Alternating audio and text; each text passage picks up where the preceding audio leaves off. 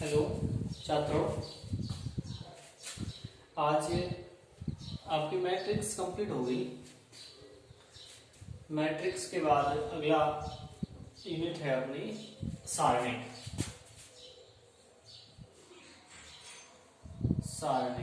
Determinant सारणिक ये matrix पे आधारित है। मैट्रिक्स यदि आपने अच्छी तरह से आई है तो सारणिक में इतनी दिक्कत नहीं आएगी। तो सबसे पहले सारणिक की परिभाषा। सारणिक की परिभाषा सारणिक की परिभाषा देखो क्या होती है कि ए कोई वर्ग आव्यूह है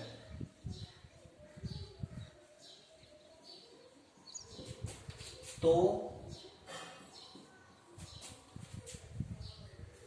ए से रहेगा तो एक अद्वितीय संख्या ए की सारणिक कहलाती है।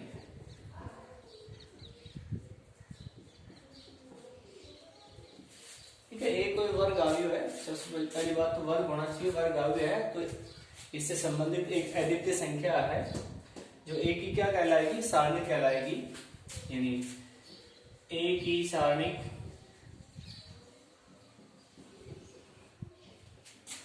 सारणिक क्या है, ए मापांक। मापांक का चिन्ह नहीं है, सारणिक क्या है इसको बोल देते हैं मापांक की तरह। तो ए सारणिक या डिटर्मिनेंट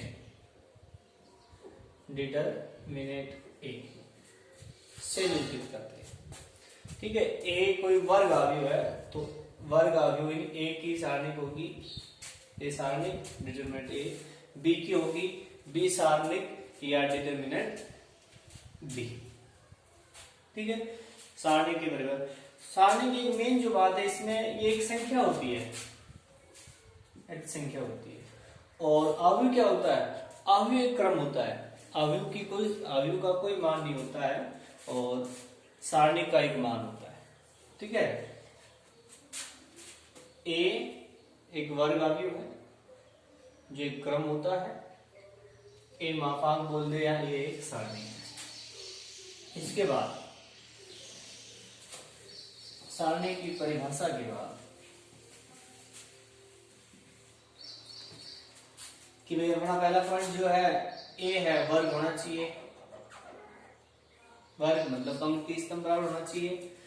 तो अब इसके आधारित नंबर एक कोटि की सारणी क्या होगी, एक कोटि की सारणी तो ए बराबर में A11 आव्यूह है। ये तो आव्यूह है। तो इसकी सारणी क्या होगी, ए सारणी। तो यहां संकेत किसका आ जाएगा, A1। ठीक है, अब एक कोटि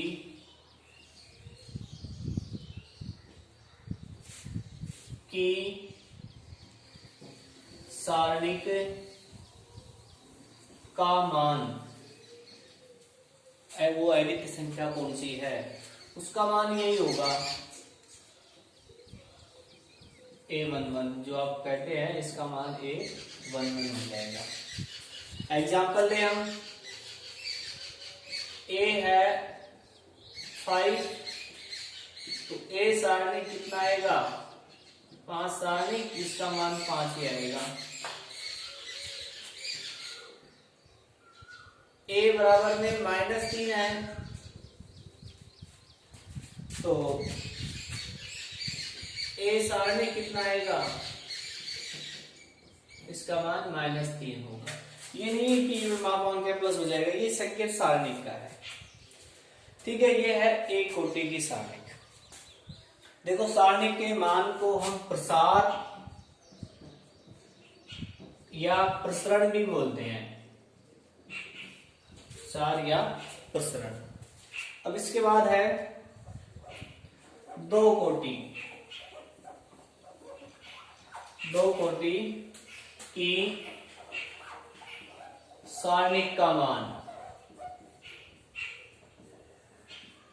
दो कोटि की सारणिक का मान। तो पहले हम आयु लिखते हैं दो कोटि की। ए क्या, A11, A12, A21, A22। तो इसकी सारणी क्या होगी? ए सारणी, देखो ध्यान रहे, ये संकेत किसका है? सिर्फ ए है तो आयु है, ये संकेत है सारणी का। ये आयु का है तो ये संकेत किसका हो जाएगा? सारणी का। A11, A12, A21, A22। यदि इसमें आप ये संकेत लगा देते हैं गलती से तो आपका ये पूरा ही गलत हो जाएगा, वो आगे बढ़ जाएगा, सारणिक नहीं रहेगी। तो ये अपने पास सारणिक है, ठीक है। अब इसका मान प्रसार, तो इसका प्रसार देखो वज्र गुणा कर देते हैं, तो इसका प्रसार क्या आएगा? A11 इंटू A22, इसका इससे गुणा, माइनस A21 इंटू 12, इसका इससे गुणा। ये हो जाएगा इसका मान। एग्जाम्पल ले, ये है भाई आयु 5, 2, 1, 3। तो आपसे पूछा ए सारणी ज्ञात करो, तो ए सारणी ज्ञात करना है। ए सारणी क्या आ जाएगा? 5, 2, 1, 3, इनका वज्र गुणा, तो 5 गुणा 3 15, 1 गुणा 2 2, कितना बचा? 13। ये हो जाएगी 1 क्रम का, ठीक है। इसके बाद आज के नोट्स भेज दूंगा मैं आपको।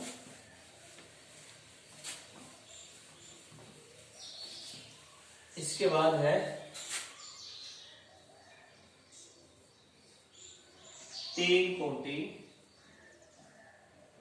की सारणी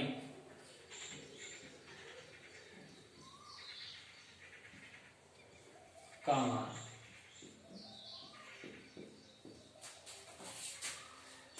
पहले अवयव लिखेंगे,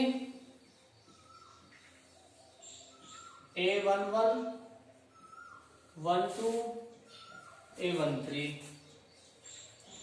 A21, 22, 23, 31, 32, 3। अवयव सारणी क्या होगी? सारणी A11, A12, 13, इसकी संकेत आ जाएगा उस मापांक वाला। A21, A22, A23, A31, A32 और A33, ठीक। अब इसका मान देखो, इसका मान हम निकालेंगे तो ये सारणिक है, इस सारणिक को उप सारणिक में बदलेंगे, उप सारणिक में बदलकर फिर इसका मान निकालेंगे। तो उप सारणिक में कैसे बदलेंगे? जैसे A11 है, इसकी उप सारणिक क्या होगी? A12 है, इसकी उप सारणिक क्या होगी? A13 है, इसकी क्या होगी? A21 है, इसकी क्या होगी? तो A11 की उप सारणी क्या होगी? A11 यानी ये 1 का मतलब पहली पंक्ति पहला स्तंभ, पहली पंक्ति को छोड़ देंगे, पहला स्तंभ को छोड़ देंगे, कहने का मतलब इन दो तीन को छोड़ दिया, ये दबा लिया आपने।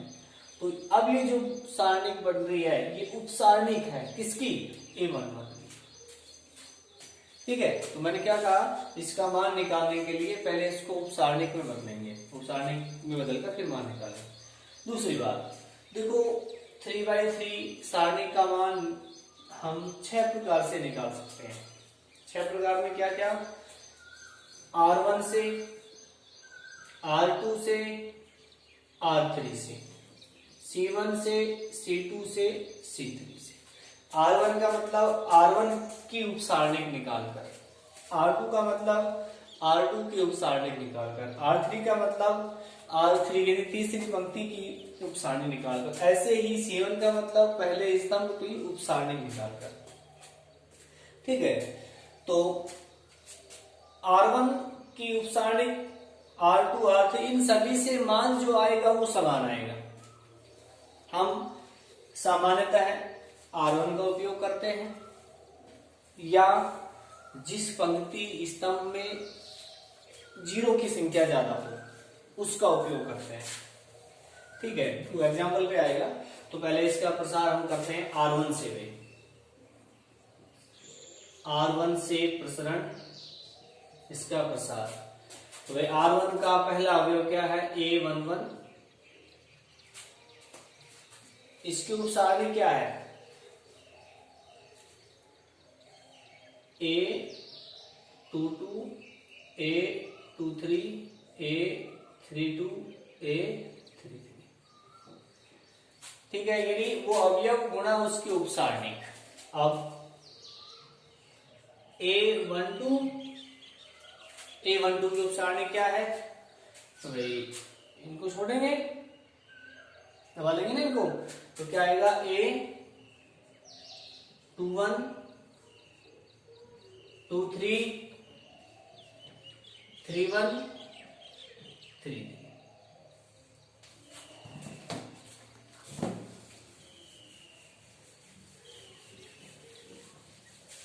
इसके बाद कौन सा अवयव है, A13, क्या है A13, इसको भाई, तो ये बच गया। A21, 22, A31, A3। ठीक है, इन सबकी उपसारणिक गुणा वो अवयव। अब देखो यहां चिन्ह क्या आएगा, यहां चिन्ह क्या आएगा, यहां पर चिन्ह क्या आएगा। देखो यहां चिन्ह आएगा माइनस का और यहां आएगा प्लस का।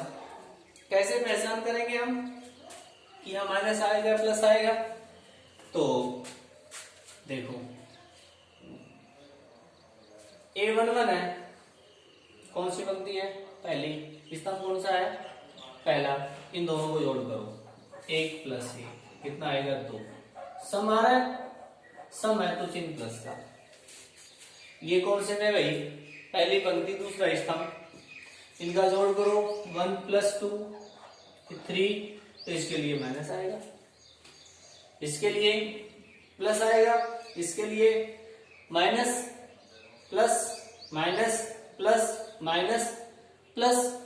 ठीक है, तो आप यहां दे सकते हैं कि भाई इसके लिए प्लस आएगा, याद करने के लिए यहां माइनस प्लस, ये 21 है माइनस, 22 है प्लस, माइनस प्लस माइनस और प्लस।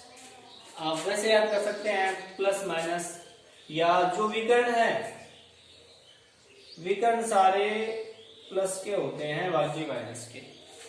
लेकिन मेन कंसेप्ट तो आपका ये है, जिसको आप सूत्र के रूप में -1 की पावर i + j करते हैं कि भाई 1 यानी दोनों सम है, प्लस आएगा, सॉरी दोनों का योग विषम है, माइनस आएगा, दोनों का योग सम है, फिर प्लस आ जाएगा। ठीक है, ये R1 से प्रसार। अब आगे इसका तो इसका प्रसार कैसे करेंगे, अभी आपने 2/2 का सीखा है, 3/3 की थी, किस में आ गई, 2/2 में। तो A11 इंटू इसका गुणा A22 A33 minus A32 A23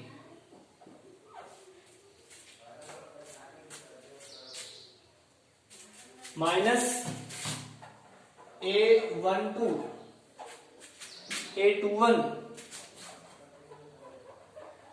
A33 minus A31 A23 plus A13 A21 into 32 minus A31 A2, ये इसका मान है। ठीक है, अब हम R2 से भी ज्ञात कर सकते हैं। तो R2 से क्या आएगा? R2 से तो भाई क्या है पहला अवयव इसका? A21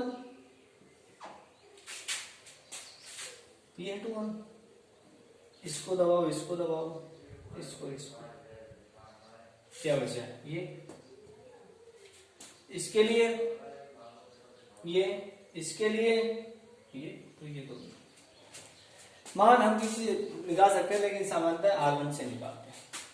अब इस पे एग्जांपल देखो, एग्जांपल से ज्यादा समझ में आएगा।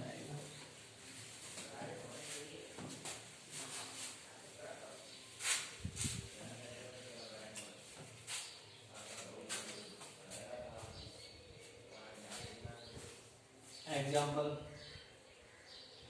मैं सारणी की ले रहा हूं पहले। 2 3 1 5 2 2 1 2 माइनस 2 मान 2 R1 से निकाल रहे हैं, 2 है, इसको दबाएंगे भाई, क्या बच गया? 2 2 2 माइनस 2, चिन्ह इसके लिए माइनस का आएगा। ठीक है, इसको दबाएंगे 5 2 1 माइनस 2 1, चिन्ह किसका आएगा? इसके लिए प्लस आएगा। तो क्या आएगा? ये दबाएंगे 5 1 2, अब इनका मान माइनस 4 2 2 4 माइनस आएगा, वहां से गुणा माइनस देते हैं बीच में, माइनस 3 माइनस 10 माइनस 2 10 और माइनस 2, कितना आएगा?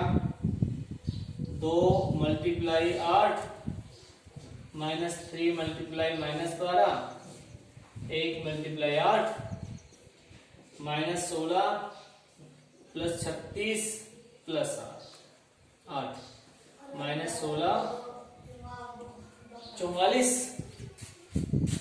तो कितना बच गया? ये 28। अब हम ये R1 से किया है, यदि आप R2 से करेंगे तब भी मान यही आएगा, R3 से करेंगे तब भी मान यही आएगा। ठीक है, एक एग्जांपल हो लेते हैं।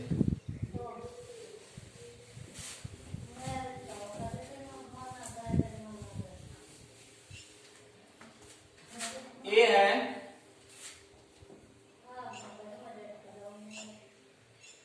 -2 -5 1 3 1 4 2 1 5, इसका मान निकालेंगे। इसका मान निकालेंगे तो यहां सारणिक आएगा, ए सारणिक -2। देखो आप सीधा भी कर सकते हैं, यहाँ बार बार उप सारणी लिखने की बजाय तो वैसे ही करेंगे हम, वो तो मैंने आपको समझाया था। तो ये आपको दबा लिया 5 -4, चिन्ह माइनस का आता है इसके लिए, और फिर ये माइनस का 5 प्लस 5 हो जाएगा। ध्यान दे दोबारा से, ये माइनस हम मान निकालते हैं उसमें आता है, और ये -5 दिया है। ठीक है, मल्टीप्लाई 5 किस पंक्ति में? इसमें तो 3 गुणा 5 15 2 गुणा 4 -8 प्लस 1, इसको दबा लेंगे 3 माइनस में तो -2 1 प्लस 5 7 1 तो भाई -2 35 प्लस 1 कितना आ गया 36 -2 कितना आ जाएगा 34। ठीक है भाई, आज के लिए यही टॉपिक है, मेन तो सारणी का मान निकालना। अब आपने एग्जाम्पल लेके प्रैक्टिस करनी है, सवाल भी अपने इसमें किताब में दिए गए हैं। ठीक है, इसके बाद एक छोटा सा पॉइंट है वो बता देता हूं आपको, लास्ट पॉइंट आज के लिए, कि आव्यूह तथा सारणिक में अंतर। सारणिक में अंतर, देखो अंतर क्या होता है। पहला अंतर, आव्यूह एक संख्याओं का क्रम होता है। आव्यूह संख्याओं का क्रम होता है, ये क्रम है भाई। ठीक है, सारणिक एक मान होता है, हम इसका मान निकाल सकते हैं 10 - 3 कितना आ जाएगा 7। पहला अंतर, आव्यूह एक क्रम होता है, सारणिक एक मान होता है। दूसरा अंतर, आव्यूह किसी भी कोटि का हो सकता है। आव्यूह किसी भी कोटि का हो सकता है, लेकिन सारणिक में पंक्ति और स्तंभ बराबर होने चाहिए, वर्ग मैट्रिक्स होने चाहिए। वर्ग मैट्रिक्स का ही बनेगा, तो ये निशान उसका आएगा सारणिक का। तो ये किसी भी कोटि का हो सकता है, इसमें पंक्ति स्तंभ समान होते हैं। नंबर 3 अंतर,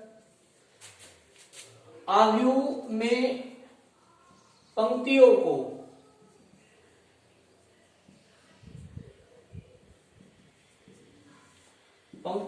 स्तंभ में बदल दे, स्तंभ को पंक्तियों में बदल दे, तो एक नया आव्यूह बन जाता है, जिसे आप एक ही कहते हैं, नया आव्यूह है।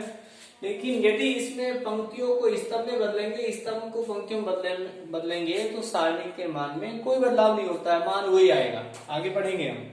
ठीक है, ये 3 अंतर हो गए। तो आज के लिए यही, एक बार थोड़ा रिवाइज कर लेते हैं। सबसे पहले परिभाषा आपको क्या बताई कि कोई वर्ग आव्यूह है, वो उसी की हम सारणी निकालते हैं, उससे एक अद्वितीय संख्या आती है जिसे इस सारणी बोलते हैं, फिर इसका मान वज्र गुणन से इसका मान निकालते हैं।